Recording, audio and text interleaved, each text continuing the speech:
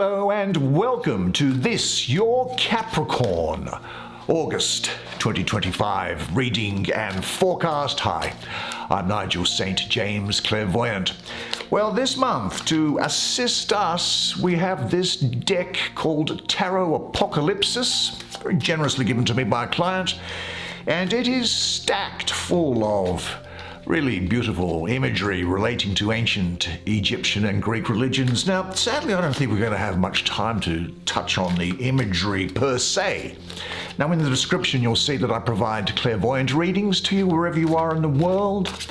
Those details are set out in the description. Now, to make it clear, I do charge for clairvoyant readings, and it's set out as to what the charges are for you wherever you are in the world. There is also, however, another thing which I do provide to you wherever you may be in the world for free, and that is healing. Now, for some reason, at birth, I was provided, given, lumbered with the spiritual gift of healing, which, as you would imagine, comes through me and not from me. Where it comes from, well, you can probably put two and two together. Anyway, the point is that it's a spiritual duty that I have to provide it to anyone who asks, which I've been doing for longer than I care to remember now.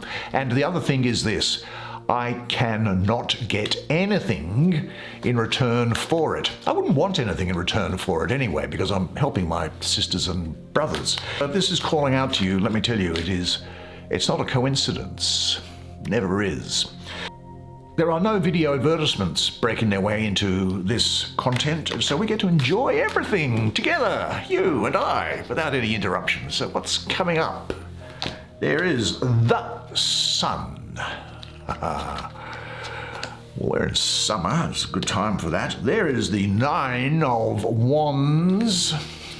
Here is the Nine of Cups, right in the center. Now, these cards all interact with one another, of course. They don't have any fixed meanings. There's the Princess of Wands. And if anyone tells you that they do have fixed meanings, or that each card means one particular thing, then they do not know what they are talking about, with respect. And finally, what is there? There is this: the Ace of Pentacles. Right, well, why don't you come and sit down here next to me? I'll also bring the camera around so everybody else can see, and you and I can listen for the whispers from the cosmic energies while I do the reading for you.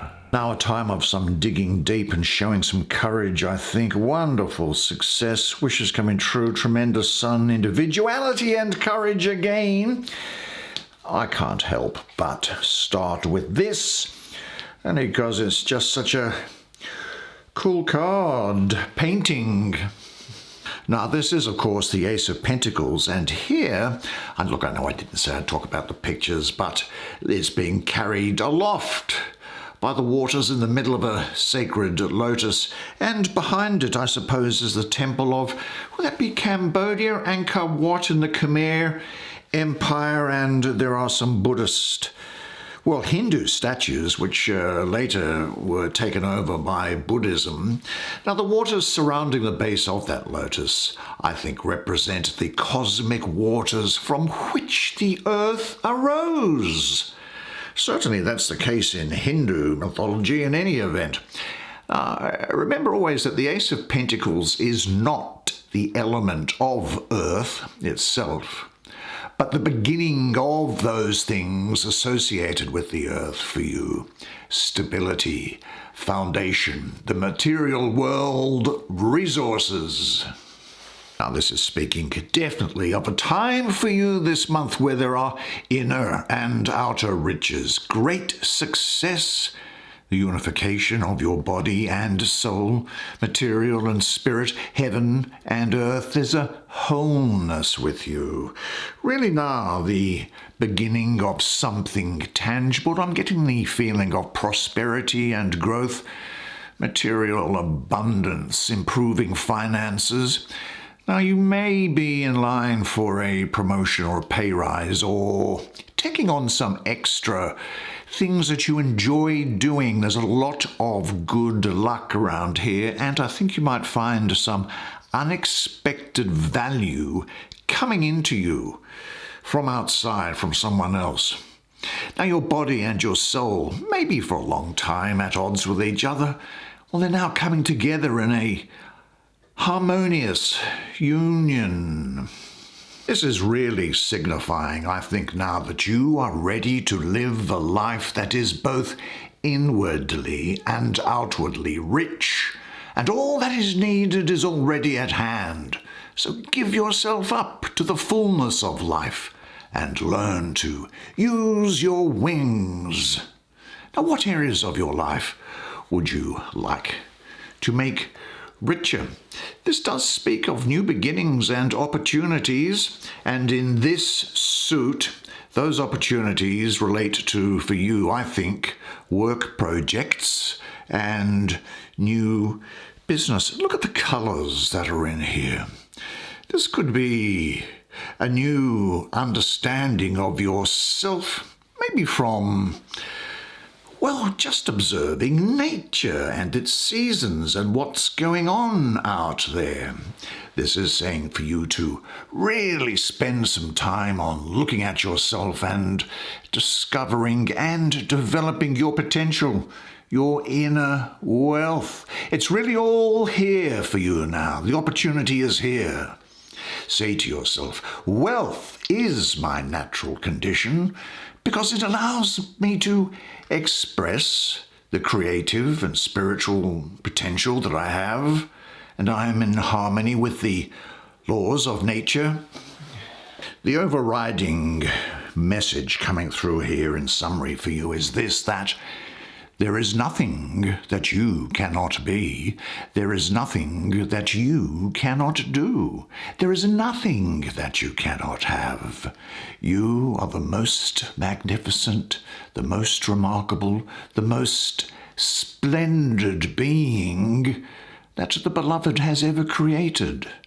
For who could reject such wondrous magnificence? But you sometimes don't know who you are. And you do sometimes think you are a great deal less. Remember this, you make your own rules, and you are the only one who can assess how you are doing. See, at present, all you see in the world is your idea about it. Well, life is ready to take off for you when you choose for it to. An idea becomes a thought becomes a word. Say the word out loud. Words have power, and they echo all throughout eternity. And a word becomes an action. And if you're going to do it, start, and having started, go all the way. Seize the opportunities in front of you now. Rejoice in them, and let no power on earth take them from you. Yeah, I do feel there's a lot of Gemini and Aries and Taurus around that. There might be people interesting here for you. What do we have here? Oh, look, I think that this is the last of the Greek pharaohs of Egypt, being Cleopatra the Seventh, who had a child with Caesar, Julius Caesar. By the way, they called the child Caesarian, not because the child was cut from his mother's body when he was a child. Caesarian means little Caesar. Not many people know that. Well, here we have the moon ruling the second decan of Sagittarius. I also have associated with this number 9, the planet of the moon as well, which is suggesting to me the need to go really deep in within yourself. Now, there is a power that you're going to get, a courage from bringing together your conscious and unconscious energies.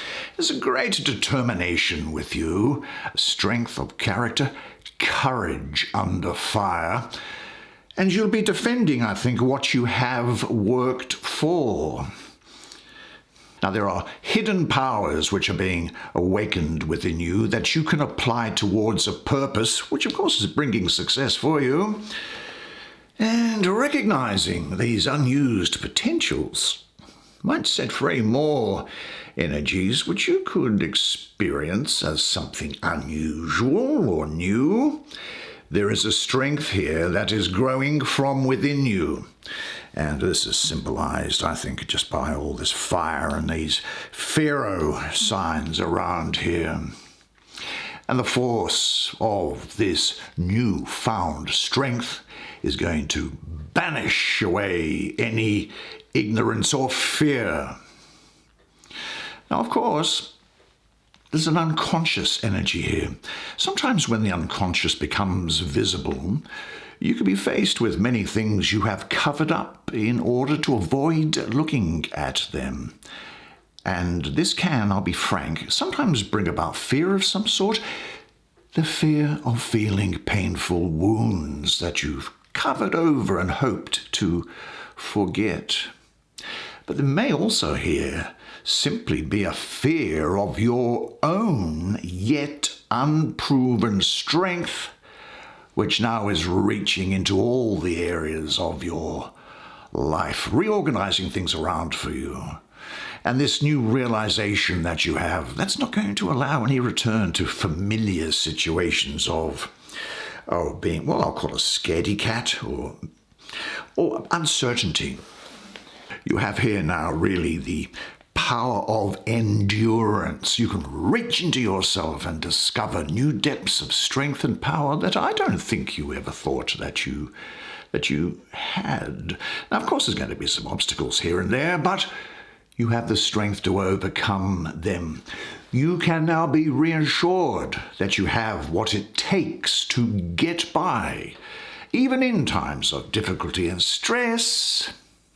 Inner strength is going to rise up and just push you onto your goals. But the thing is, you see, that you do have enormous courage here now. Courage is the most important of all the virtues, because without courage, you can't practice any other virtue consistently at all. But remember that the most courageous act is still to think for yourself, aloud. This is definitely saying that now is the time for you to believe in yourself, because you are braver than you think, more talented than you know, and more capable than you imagine. Live the life of your dreams. Be brave enough to live the life of your dreams according to your vision and purpose, instead of the expectations and opinions of other people. Who are these other people? And when I talk about these unconscious energies that sometimes come up and might give you a little bit of fear, well, I'm probably overstating that, because this is saying, do not be afraid of your fears. They are not there to scare you. They are there to let you know that something is worth it. And this is also saying that above all now, be the heroine or the hero of your life, and not a bystander or victim. But this courage that you have, and in combined with this card here, is really speaking of being yourself, taking a different path. Look, we can deal with this rather quickly, I think, because it's quite straightforward. Here is the Sun card, the highest energy card. This would be that ancient Persian god Mithra, the sun god. And Mithra, his birthday was celebrated on the 25th of December. Now, Mithra was said to have been born from out of a rock, and to have killed a bull with this sword here. That aside, there's not a great deal that we know about Mithraism. It became very popular in the Roman Empire, and particularly popular as a cult with the Roman legions and with the Roman soldiers. And ladies, I'm sorry to tell you, but Mithraism was a male-only religion. Only men involved in it, and they used to meet in little caves or underground dwellings called Mithraeums. Now, of course, when Christianity became the state religion of the Roman Empire, all traces of Mithra were destroyed, and the Mithraeums, the meeting places, were destroyed as well. Nevertheless, this is saying that this is a very highly creative energy with you. It's talking of fulfilled love relationships, a wisdom here. Look, if I was to sum this up in a word for you, the word would be yes, because this is speaking of prosperity, maybe some marriage here, certainly success and abundance, and also good fortune, good luck. It's a time of great optimism for you and happiness. You know, the sun is the source of life and represents success and abundance, and this is really going to follow you in your life at the moment. This energy is going to get you through any tough times, and this is a turning point also, because the sun is going to illuminate your path forward after what might have been a trying time. So this is the perfect time for you to embrace your goals and give it everything you've got. And if you have had tough times, things are going to get better. Really, this is also foretelling that the fulfillment of your wishes is possible here and now. So just relax and give yourself up to the rave. The right people will find each other. Now, I wonder what project is on the agenda for you now. It's a really good time to get stuck into it. Say this to yourself: I work well in teamwork situations. I actually really like making a contribution to group efforts because my contribution is valuable. I am a cooperative person, and I am in harmony with the divine light which fills and guides me. Now, there is a really interesting energy that's here. Oh, of course, that's beautiful. Let's have a look at this first, shall we? Now, I imagine that this is some Norse goddess who I am not aware of, I have to say. But I'm saying she's Norse because these two ravens are Odin's ravens, Human and Uman, that basically acted like the CIA. He'd let them go each morning and they'd fly around and they'd return to him each night and tell him what everybody was up to. She's pointing at you and she's challenging you to be yourself. Now, I think what she is doing is she is pulling you out of the clouds and into a state of clarity, and as a victory over your moods. I get the feeling of a sort of a rebellion with you here as well. She looks quite rebellious.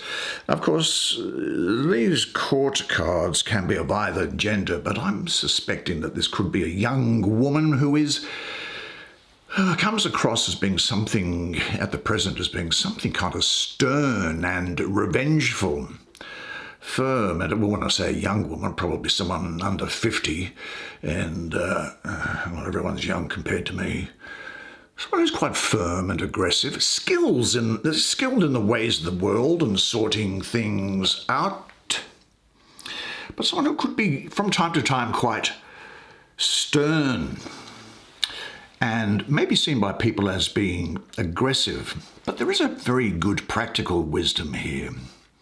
And a person who shows great cleverness in the management of practical affairs and of sorting out controversies between other people. This is bringing in a fresh clarity to you, which is shaking everything up, probably not too dissimilar to that. She has, with her sword, I'm assuming, gone around demolishing different problems. Now, when the intellectual, the spiritual heir of swords meets the element of earth, your element, then any old holy altars, they're destroyed. Now, I must say that I do get a lot of Capricorn around this at the moment. Could well be Aquarius or Pisces could have something to do with you as well. And as I say, you might find, look, you're going to be very forceful and outgoing in your manner, and you'll be able to get ideas grounded in a very practical way.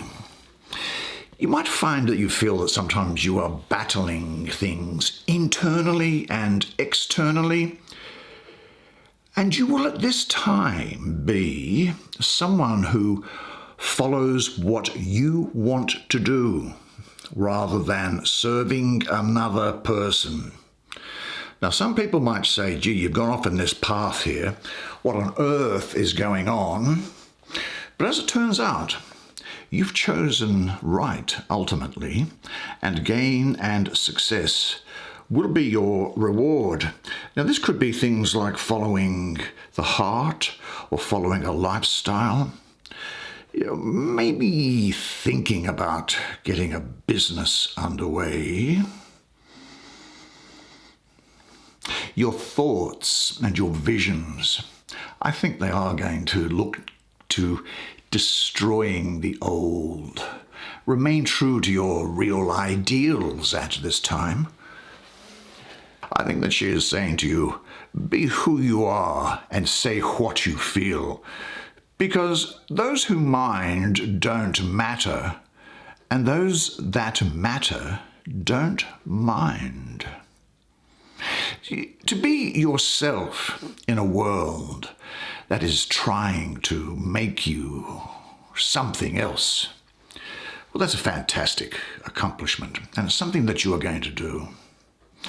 You might want to think about this, that whenever you find yourself on the side of the majority of opinions, I wonder if it is time for you to actually step back and think, is it time to just pause and reflect? But remember, we're talking about courage here. The most courageous act is still to think for yourself and say it out aloud. And I think what this is also saying is that to remember that the most important kind of freedom is to be what you really are. You trade in your reality for a role. You trade in your sense for an act. You give up your ability to feel, and in exchange, put on a mask.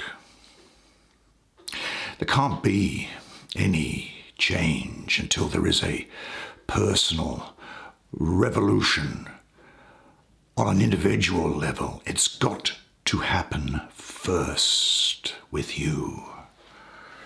I mean, you are good enough. You are lovable. You are important. You matter.